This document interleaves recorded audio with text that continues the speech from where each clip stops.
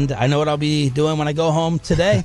I will be binge watching America's Team, The Gambler and His Cowboys on Netflix. It came out. What time did you wake up this morning to look for it? 4:30, and I watched. I got through the first 20 minutes, 15, 20 minutes. The director, Maclain Way, is joining us live on the home of America's Team, 105.3 The Fan, and he's on the Fan Cam, Twitch, and YouTube. Good morning. Thanks for joining us. Hey, happy to be on. Thanks for having me on, Shan. Bobby, excited to talk Cowboys and America's Team, Gambler and His Cowboys. It's going to be fun. So there's been so many documentaries and NFL networks and ESPN Sports Centuries and pieces done on the Cowboys and the divorce in the 90s. What separates this one, Maclain? What makes this different?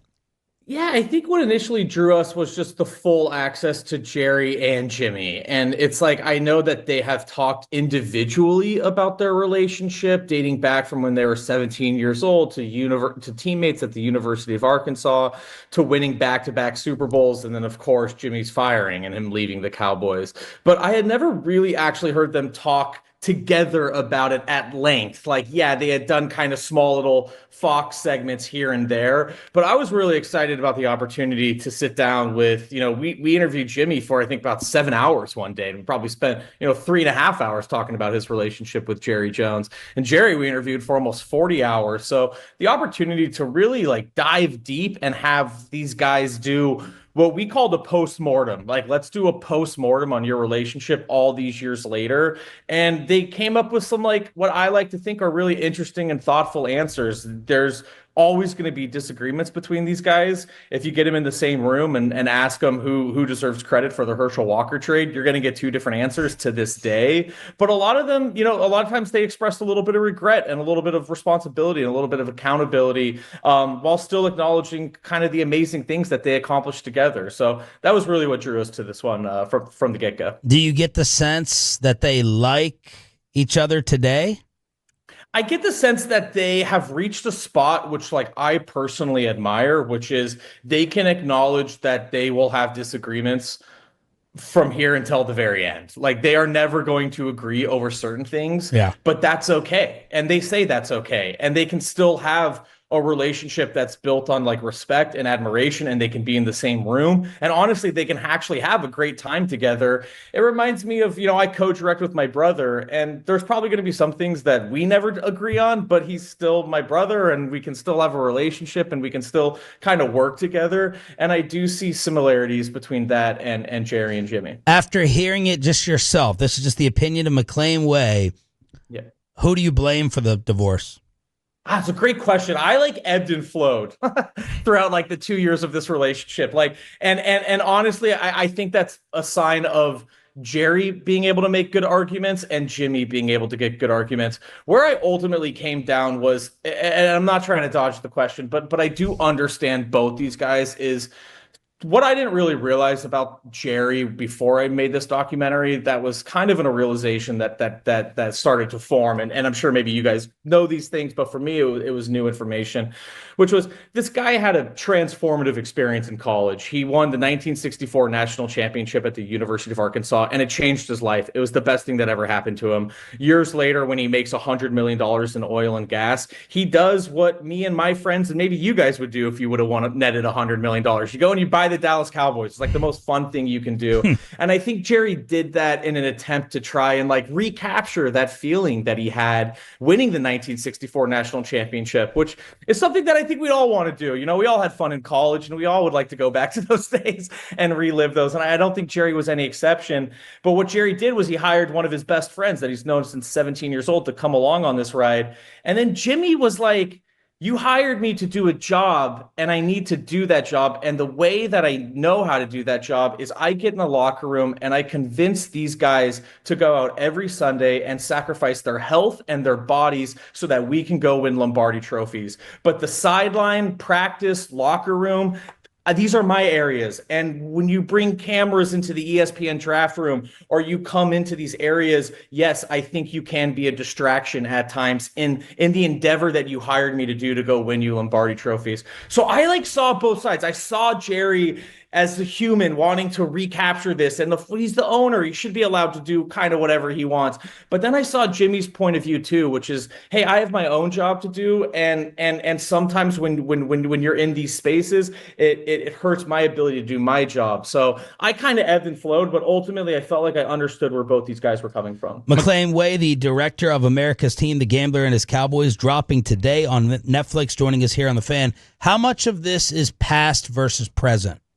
I'd say it's about 80% past. You know, it's like we shot enough that we could have done multiple episodes on the more present day version of the Dallas Cowboys, because we did spend a lot of time with the team in the 2023 season. And we were kind of like on that hype train. Like, they had won 16 games at home. You know, they were like going in against Green Bay. It was like, hey, maybe a playoff run's possible here. So we had filmed a ton up for that. Obviously, that Green Bay game was a fascinating game to film. Such a historic, devastating loss, and we had cameras on it. But in some ways, that was kind of the end of our modern day storyline, because we filmed a little bit in 2024, but it was just hard to find a little bit more of that drama in the 2024 season. But it was interesting. I mean, we've got to film with Steven and Charlotte and Jerry Jr. and like the whole family operation. It's all like fascinating. But I'd say it's about, you know, the 7th episode ends roughly, you know, halfway through that episode is the Michael Irvin trial in 1996 after they've won their 3rd Super Bowl. So that gives you a sense of kind of the first 7 episodes are pretty much in the past. Maclain, you know, we talked about the Jerry Jimmy relationship, and I mean, that's obviously such a big focus for so many fans, even 30 years later when they look at it. Because you said that they're always going to have these differences and things like that. Did you get the sense from either of them that they thought anything could have prolonged that relationship? Or do you think they felt like, no, this always had probably a 5-6 year expiration date, it wasn't going to be able to go any further?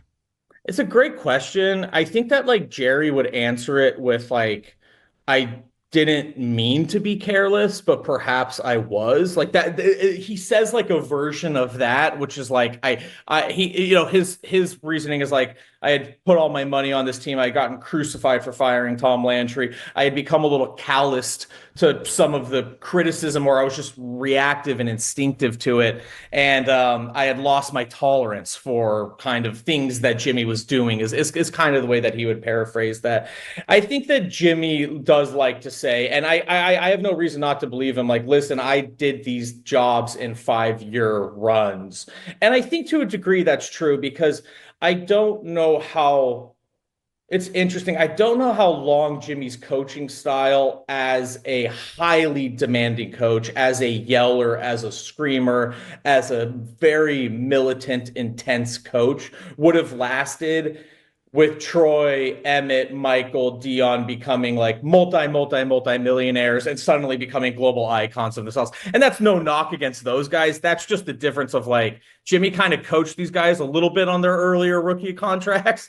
And then when Barry Switzer came in, it's like these guys had all netted like tens of millions of dollars by that point. And perhaps it's a little bit harder to get yelled at by a coach 7 days a week, like when you're kind of your own global famous entity. So I think that's what they would say, you know, about how long when it came to an end, but it felt like it was the time for these guys to move on. I really don't know how much they were really talking to each other at the end there. So take us behind the curtain. What was it like hanging out with Jerry and Stephen Jones? What were they like behind the scenes, and your observations of the way they run the Cowboys?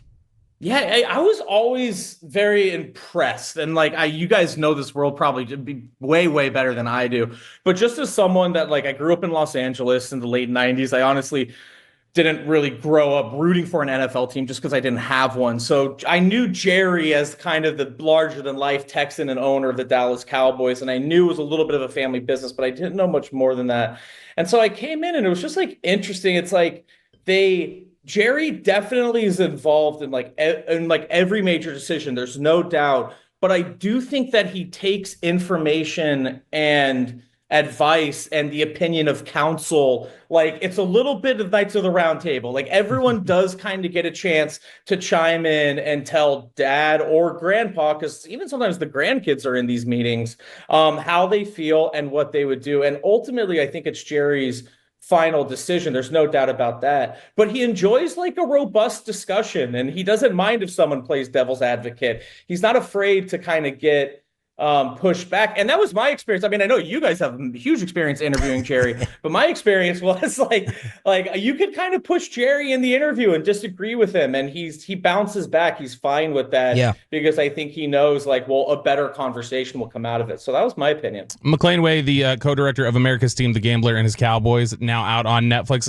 Dallas Morning News had a quote from Charlotte Jones that they put out yesterday that was in this documentary, where she said, "We say we'll get him next time, but we're running out of we'll get him next times." Do you get the sense that that's Jerry's perspective at all? Do you get the sense that Jerry is keenly aware of, like, hey, if I want to have this happen again, I'm running out of time? 100%. Like as you know, like I said, I'm not a Dallas Cowboys fan, so I really don't know what the pain of this 30-year history has been. I will not pretend that I have that every year I have felt that. So I have a concept of the fan dissatisfaction, but I don't feel it as a fan myself. So I will admit that. But I do think that this family wants to win one more than anything. And I just feel that, having been around them. And it's less that they want it for themselves, but they want it for their dad. Like, they want one more for Jerry. And every year that they get closer but don't get it, or move farther back in that goal, I think hurts them pretty bad. And I know they're obviously run a highly successful franchise. They do incredibly well off the field, better than any other football team. And I know that family's proud of that. But I think that they still have a deep, deep desire to win one more.